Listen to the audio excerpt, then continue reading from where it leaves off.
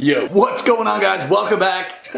Just got back from New York and I'm a bit sleepy, but I thought I'd have to grind this one out because actually by the time you're watching this, I'll be in Toronto for Toronto International Film Festival. I'll be performing there, which is amazing. I'm so looking forward to that. Hopefully I can film something for you guys to watch while I'm there. But regardless, that's not why we're here today. We're here to learn something and I'm here to teach it. Today I'm going to teach you one of the very first card routines that I've ever learned in my entire life, and this can be your first card routine if you're just getting started in Magic, and if you're not, this can be something you can add to your repertoire. Super easy to do and a lot of fun. In fact,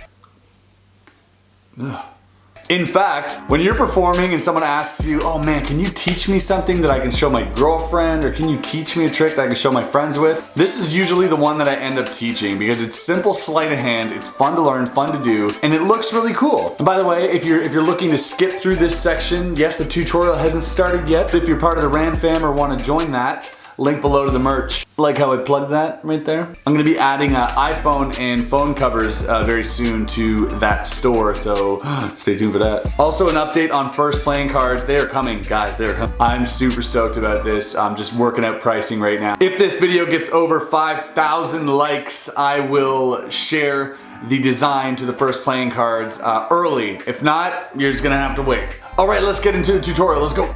Folks, go get yourself a deck of cards. I'm going to be using these cards. These are from Dan and Dave. They're private reserve. No longer available, but if you're looking for some cool cards, I'll leave a link below where you can shop some.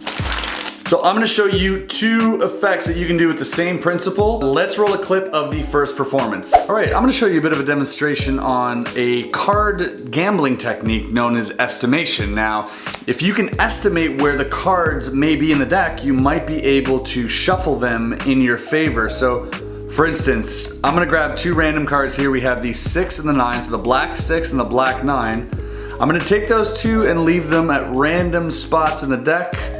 Probably, I'm gonna say 21 and 36. That's about 21 and 36, I believe. So if that's 21 and 36, and that's how you find the 6 and the 9. So basically this trick is known as the 6 and 9 trick. That's how I know it. I don't know it by any other name. But it basically is a very simple principle, which is a pseudo duplicates. And what pseudo duplicates are is when two cards look alike but they are not the same, such as the 6 and 9, 6 and 9. Now I know if you don't know this trick already, most of you are going, whoa, that's kind of stupid. But actually this fools most people, and because there's a little bit of psychology involved with this, you don't actually mention you have the 6 of clubs or the 6 of spades. You just mention the color. Because you're not giving them any pertinent information, their mind isn't remembering it, and therefore they're tricking themselves. So you want to leave the 9 on top or the 6, whatever, and the 6 on the bottom. Now, important to note that these have to be opposite suits. They can't be the 6 and 9 of clubs. 6 of spades, 9 of clubs, other ones are here and here. It doesn't matter where they are, but as long as they're on top and on the bottom. The other two are going to be placed in the deck randomly here. Now you're all set up for your trick. To start off the trick, what you're gonna do is run through, find the 9, find the 6, explaining that this is a gambling demonstration or whatever you want to call it, and be sure not to flash this. So you want to grab that, you want to turn the deck around and say, we're gonna use the black 6 and the black 9. Now I do that while I'm sort of shuffling the cards like this because I don't want them to look at them too long. Don't go, oh, we're gonna use the black 6 and the black 9, right? Because they're not gonna know what the hell's going on. They're gonna think you're having a seizure. So calm down, all right? It's just a card trick. We're gonna use the black 6 and the black 9. You can leave them on top and one after another, very cleanly put them into the middle. But before you do, we need a justification of how we're gonna find these. Because if we just pull them out of the deck, then what's the point? How did we find them? So to justify that, I usually count. So I'll go here and I'll be like, it's about 13 and 25, I believe 13, 25. And then we do the move, right? So again, that justifies the sort of reason you're able to find it. Justifies the skill and the effect. Now we know that the cards are on top and on the bottom. The cards that you're gonna produce at least, that's where they are. Super simple. Here's all you have to do. With your dealer hand, you wanna pinch the top and the bottom just like so. So all your fingers here and you got your thumb here. This hand here is gonna get ready to catch the rest of the cards. And if I do this in slow-mo, here you go. I'm gonna let everything drop except the top and the bottom card, which you hold out. So by doing that, by applying a little bit of pressure, it looks like those were stripped out from the middle of the deck, especially if you show this hand empty, come over here and show these. A bit of a misdirection going on. So just be bold, go ahead and practice this. Just go over your couch if you like, but literally just toss it into this hand and catch it.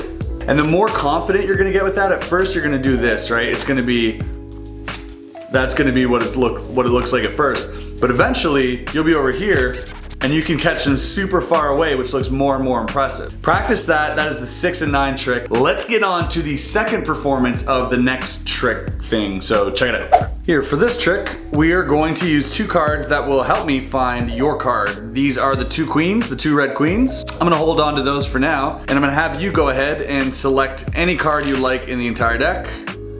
This one right here. Well, perfect, thank you very much. Have a look at that card. And I'm gonna lose that card somewhere into the deck. Now I will need those 2 queens, and they're gonna sandwich the deck just like so, as you can see. The red queen here and the red queen here. And just like that, one card is caught between the 2 queens. Your selection, the 4 of clubs.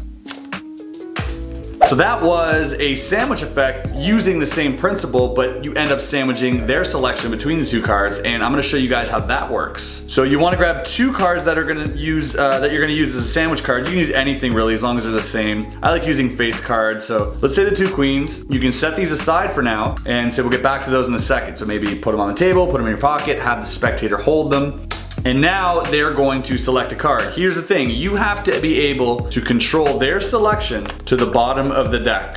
Many ways to go about that. A very simple way. So what I used is a straddle pass. I'm not gonna get into that. Basically controls any card to the bottom of the deck really quickly. You can also use something as simple as a double undercut. So you can do it like this. You can have them do this. You can say, hold the cards in a bevel, like so. Run your finger down the side, they say stop, they look at a card, so let's say this card here. I riffle the rest, keeping a pinky break right underneath. I hold that break with this thumb, so I transfer from my pinky break here to my thumb. And as I'm talking, I'm going to grab half of that, put it on top, and I'm gonna let the other half fall into my hand and put it on top. Oh boy. That's why I don't do the double undercut. Let's try that again. They say stop, you gotta hear, I'm here, and now I double undercut, and the card is now on the bottom. Or you can have them say stop in a dribble, like so. You can have them look at this card, shuck forward. I taught this before where their selection is right here basically, but it's sort of in-jogged because what you're doing is this. You're dribbling to the back, and that selection is in-jogged. So your thumb's gonna come in there and hold that break, and same thing, you're gonna grab half, bring it to the top, and grab the other half, bring it to the top as you're just casually talking. Now the card is on the bottom. Once you're in this position where you control the card to the bottom of the deck, here's what you're gonna have to do. You're gonna take the 2 queens, and you're gonna place one on top and one on bottom. You can either do it with your right hand or your left hand, whatever you're more comfortable with. But what you're gonna do is by showing them the bottom card, so you say, I have the 2 queens that are sandwiching the deck, you're going to just let that one protrude a little bit, because here's what's gonna happen. Their card is here, but your index is contacting that card as well as this one. So the friction, let's do it slow, of the cards going this way will automatically sandwich their selection between those 2. So when done quickly, it's the same principle. You jog it a little bit. On the edge of the card, I'm holding this here. So as I throw the rest of the cards into my right hand, one card will be sandwiched and it'll be their selection. And that's it. Yeah, we did it! Alright guys, that was it. Thanks so much for watching. Thanks so much for learning. And thanks so much for your support for this channel. Always a blessing, always amazing. You guys are like literally the best community in the world. I always say this magic community is dope, but the YouTube magic community is where it's at. So I want to thank you guys again for all the support. We had a meetup in New York. Thank you to everybody who came out there. You guys are all really, really awesome. And I can't wait to meet each and every one of you eventually. If you like this video, again, hit the like button and subscribe if you're not already subbed to the brand. And we'll see you on the next video. Peace.